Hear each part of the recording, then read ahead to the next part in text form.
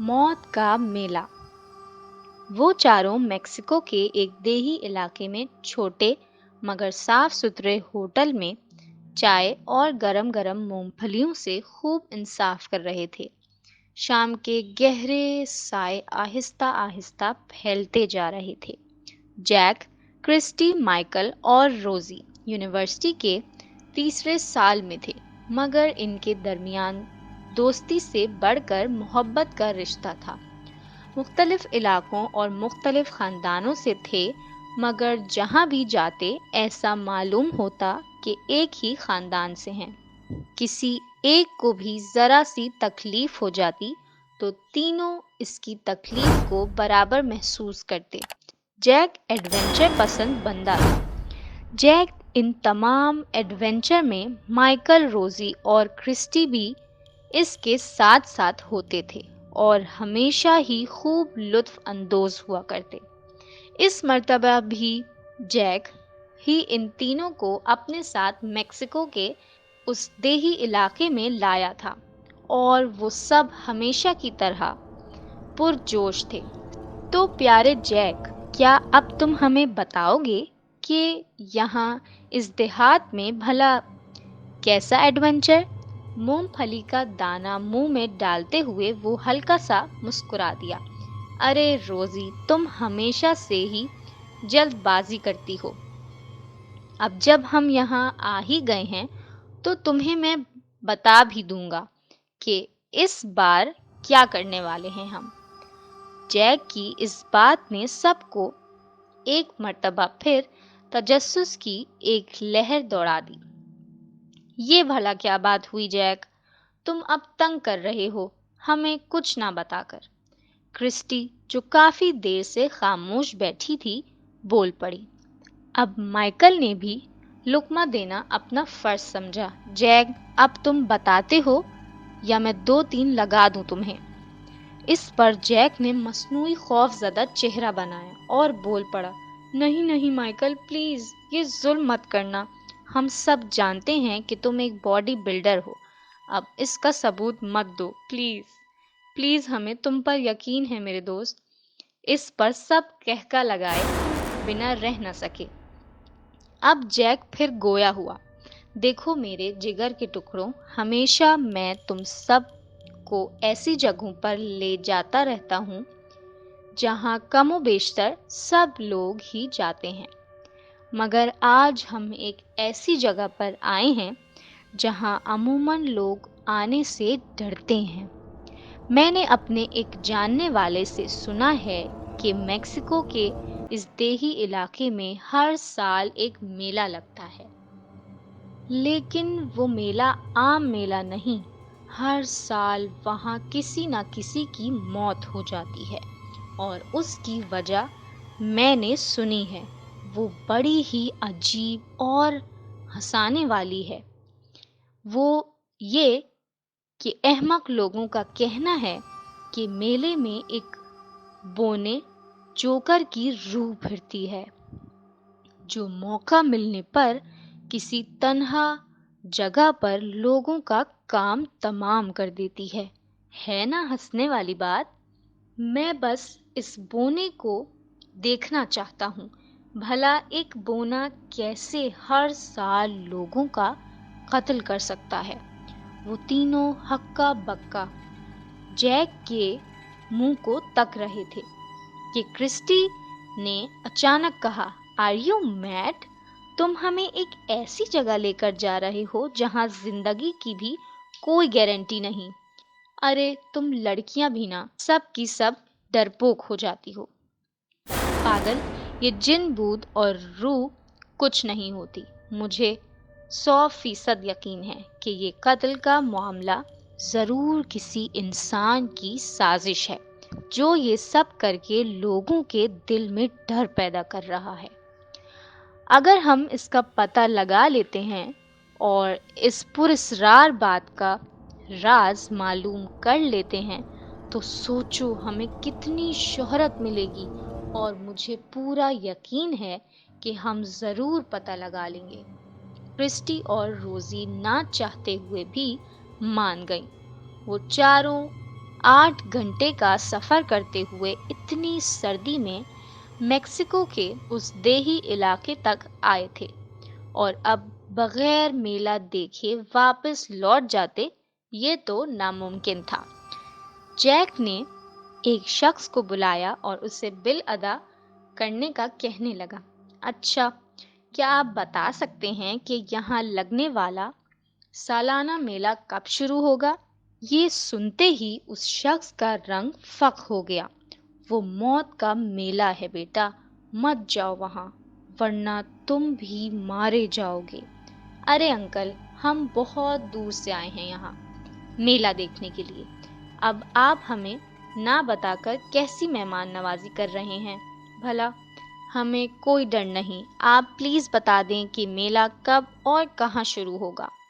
वो अधेड़ उम्र शख्स पहले पहल हिचकिचाहट का शिकार रहा, फिर मजबूरन बोल पड़ा, बेटा, मेले का वक्त सुबह 9 बजे के करीब है। यहाँ से कुछ दूर बाएं हाथ पर एक वसी मैदान है, वहीं पर हर साल मौत रक्स करती है। मैं तो यही कहूँगा कि मत जाओ वहाँ, आगे तुम सबकी मर्जी है। ये सुनकर जैक गोया हुआ। आपका बहुत बहुत शुक्रिया अंकल। अब वो चारों जीप में मौजूद थे। पलक झपकते ही नींद की वादियों में खो गए। जब उनकी आंख खुली तो सुबह के 8:30 बज रही थी। रोजी ने जमाई ली और गोया हुई। चलो दोस्तों, मेला देखने चले, वहां से कुछ खा भी लेंगे, बड़ी भूख लग रही है। जैक ने ड्राइविंग सीट पर अपनी पोजीशन संभाल ली। लोगों से पूछते पूछते वो उस जगह पहुंच गए जहां मेला लगना था। उस जगह जो लोग नजर आ रहे थे, सब के सब सिया मालूम होते थे। इतना ज्यादा हुजूम न था, अलबत्ता खाने पीने की चीजों के स्टॉल मुतवातिर लगे हुए थे। हर किस्म का झूला मौजूद था और फेरी वाले भी आहिस्ता आहिस्ता अपनी पोजीशन संभाल रहे थे। रोजी को एक जगह पर चाय और बिस्किट का स्टॉल नजर आया। चलो चलकर वहां से चाय पीते हैं। वो सब उतरने लगे और चाय के स्टॉल पर जाने लगे कि क्रिस्टी बोल उठी, अरे मैं अपना बैग जीप में ही भूल आई, तुम सब चलो, मैं लेकर आती हूँ। वो तीनों आगे बढ़ गए और क्रिस्टी बैग लेने जीप की तरफ बढ़ गई। जीप में से वो बैग उठा ही रही थी कि किसी ने इसके कंधे पर हाथ रखा। उस पर वो पूरी तरह चौंकी और पीछे देखने लगी। वहां एक अधेड़ उम्र शख्स मौजूद था, जिसका चेहरा पूरी तरह झुलसा हुआ था और शक्ल बेहद खौफनाक थी। उसे देखते ही क्रिस्टी बुरी तरह डरती और एकदम पीछे को हटती। तुम कौन हो? उसने कांपती हुई आवाज में दरियाफ्त किया। मैं कहता हूँ तुम सब चले जाओ यहाँ से। मौत का ताक़ुब करते करते तुम सब कब मौत की वादी में उतर जाओगे कि तुमको खबर भी नहीं होगी। चले जाओ यहाँ से, चले जाओ। उस खौफनाक चेहरे वाले शख्स ने अपनी भारी आवाज में इस तरह कहा कि क्रिस्टी का ऊपर का सांस ऊपर और नीचे का सांस नीचे रह गया। उसने अपनी तमाम तर हिम्मत इकट्ठा करते हुए गर्दन मोड़ी और जोर से चिल्ला उठी, जैक, रोजी, माइकल, प्लीज हेल्प। जैसे ही उसने गर्दन वापस मोड़ी, वहां कोई भी मौजूद नहीं था। वो तीनों भागते हुए आए। क्रिस्टी फटी फटी आंखों से इधर उधर देख रही थी। वो तीनों अब इससे दरियाफ्त कर रहे थे कि आखिर हुआ क्या है, और वो परेशानी के आलम में हवास बाख्ता सी इन तीनों को देख रही थी। अब जब उसने सब कुछ बताया तो वो तीनों महज इतना ही कह सके कि ये थकावट की वजह से है और कुछ नहीं, मगर ये किसी किस्म का वहम नहीं था। کرسٹی کو اس بات کا مکمل یقین تھا۔ چائے پینے کے بعد وہ چاروں اب میلہ گھومنے لگے، مگر اس جوکر کی روح کا نہ کوئی عطا نہ کوئی پتہ۔ مختلف سٹالز کو دیکھتے دیکھتے ہر ذائقہ دار چیز کو کھانے کے بعد وہ چاروں اس سیمنٹ کے بینچ پر جا بیٹھے۔ ارے 4 لوگ ہم صبح سے یہاں پھر رہے ہیں، کہاں رہ گیا وہ جوکر جس کا انتظار ہے؟ مائیکل نے تمسخرانہ انداز میں کہا۔ ہاں یار، ابھی تک تو کہیں نظر نہیں آیا، لیکن میرے خیال میں ہمیں رات تک یہیں رہنا چاہیے، جیک نے ارادہ ظاہر کیا۔ اس پر روزی نے بھی اس کی حمایت کی، مگر کرسٹی بدستور خاموش تھی، کیونکہ صبح کے واقعے نے اسے ذرا پریشان کر دیا تھا۔ خیر، جیک کے اس مشورے پر وہ تینوں بھی متفق ہو گئے اور ایک مرتبہ پھر سے ادھر چکر لگانے لگے۔ جلدی ہی شام نے ڈیرے ڈالنے شروع کر دیے، مگر نہ ہی جوکر نظر آیا اور نہ ہی کسی شخص کی موت کی کوئی خبر سنائی دی۔ اب روزی سب سے زیادہ تھکاوٹ محسوس کر رہی تھی۔ ایک تو 8 گھنٹے کا اتنا طویل سفر اور دوسرا میلے میں سارا دن ادھر ادھر پھرنے کی وجہ سے ٹانگیں بری طرح دکھ رہی تھیں۔ اب میں مزید نہیں چل سکتی، پلیز میرے لیے چائے کا ایک کپ لا دو، میں یہاں بینچ پر بیٹھی ہوں۔ روزی نے گویا ہاتھ کھڑے کر دیے تھے۔ ہاں تم بیٹھو، ہم اپنے اور تمہارے لیے لے کر آتے ہیں۔ مائیکل نے ہاں میں ہاں ملائی۔ روزی آرام سے بینچ پر بیٹھ گئی۔ ابھی چین کا سانس لیا تھا کہ اپنے عقب سے اسے کھڑ کھڑ کی آواز آنے لگی۔ مڑ کر دیکھا کہ کسی آہنی گرفت نے اسے کھینچ لیا۔ گرفت اتنی سخت تھی کہ وہ چلا تک نہ سکی۔ جیک، کرسٹی اور مائیکل اپنی اپنی چائے لے کر واپسی بینچ کی طرف آئے تو وہاں روزی موجود نہیں تھی۔ ارے یہ روزی کہاں چلی گئی؟ یہیں پر تو تھی، جیک نے پریشانی کے عالم میں کہا۔ کرسٹی بدحواسی میں بول پڑی، میں نے کہا تھا نا تم سب سے کہ واقعی کوئی بدروح ہے یہاں۔ وہ خوفناک شخص یہی کہہ رہا تھا کہ چلے جاؤ یہاں سے، مگر تم لوگوں نے میری بات نہیں سنی۔ دیکھا نا، اب روزی غائب ہو گئی۔ مائیکل نے کرسٹی کی بدحواسی دیکھی تو گویا ہوا، دیکھو پریشان نہ ہو، روزی یہیں کہیں ہوگی، ہم اسے ڈھونڈ لیں گے۔ جیک نے بھی اس کی ہاں میں ہاں ملائی۔ مائیکل نے تجویز دی کہ ہر کسی کو الگ الگ ہو کر ایک حصے میں جا کر روزی کو تلاش کرنا چاہیے، کیونکہ اگر ایک ساتھ مل جل کر گئے تو بہت وقت لگ جائے گا۔ یہی سب سے بڑی غلطی تھی جو انہوں نے کی اور گویا موت کو خود دعوت دی۔ جیک اب اس میدان کے لگے تمام جھولوں کو دیکھتا پھر رہا تھا۔ کیا معلوم روزی کسی نہ کسی جھولے میں بیٹھ گئی ہو، مگر لوگ تو جانے شروع ہو گئے، اب تو جھولے بھی خالی تھے، تو بھلا روزی کیوں بیٹھے گی؟ وہ یہ سوچ کر مڑنے ہی لگا تھا کہ اس کے عقب میں موجود جھولا چل پڑا، جس نے اسے بری طرح ڈرا دیا۔ اس نے مڑ کر دیکھا تو تیزی سے گھومتے ہوئے جھولے میں اسے ایک جوکر کی مبہم سی شکل نظر آئی، جسے دیکھ کر گویا ایک پل کے لیے اس نے حواس کھو دیے۔ دوسرے ہی پل جان بچانے کے لیے وہ دوڑ پڑا۔ جوکر کی بدروح نے اس پر چھلانگ لگا دی۔ اس کی سفید آنکھیں، بونا قد اور نوکیلے دانت، یہ سب دیکھ کر جیک کو گویا اپنی موت کا یقین ہو چلا تھا، اور ہوا بھی وہی۔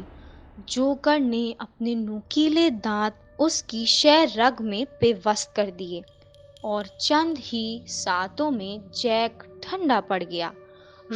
روزی کو ہر کوئی ڈھونڈ رہا تھا کہ شاید وہ کہیں مل جائے۔ شدید دھند کی وجہ سے اس نے موبائل کی فلیش لائٹ جلا رکھی تھی۔ تمام سٹالز کے شٹرز بند تھے، تو بھلا کیوں آئے گی یہاں؟